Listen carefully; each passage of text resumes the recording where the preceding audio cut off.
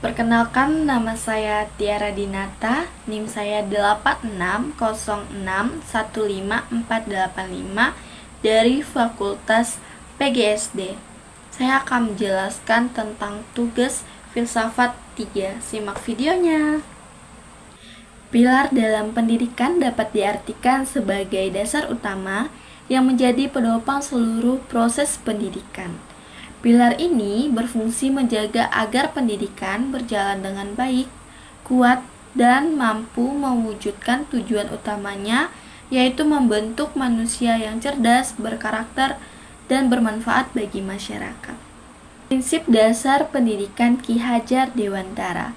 Pemikiran pendidikan Ki Hajar Dewantara berlandaskan pada konsep sistem Among, yaitu pendidikan yang menghargai kebebasan peserta didik untuk berkembang sesuai kodrat dan potensinya. Dalam proses tersebut, guru bertugas membimbing dengan penuh kasih sayang serta menciptakan suasana belajar yang aman dan menyenangkan. Terdapat 3 prinsip utama dalam ajaran beliau. Yang pertama, ing ngarso sung tulodo, berarti ketika berada di depan, seorang pendidik harus menjadi teladan.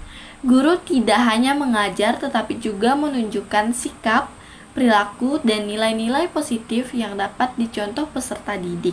Yang kedua, ikmadya mangun karso, berarti saat berada di tengah-tengah peserta didik, guru berperan membangun semangat, kreativitas, dan motivasi belajar mereka. Yang ketiga, tuturi handayani, berarti ketika berada di belakang, guru memberikan dukungan, arahan, dan kepercayaan agar peserta didik mampu belajar serta berkembang secara mandiri. Relevansi di era digital. Perkembangan teknologi telah mengubah cara belajar dan mengajar. Meskipun demikian, nilai-nilai yang diajarkan Ki Hajar Dewantara tetap relevan dan dapat diterapkan dalam pembelajaran modern. Dalam pembelajaran daring, guru tidak lagi menjadi satu-satunya sumber informasi, melainkan berfungsi sebagai fasilitator yang membantu peserta didik menemukan dan memahami informasi secara mandiri.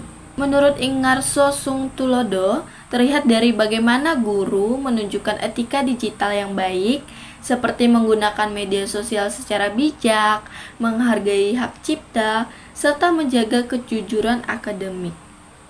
Menurut Ikmadya Mangun Karso, diterapkan dengan mendorong peserta didik aktif berdiskusi, berpikir kritis, dan mampu menyaring berbagai informasi yang beredar di internet.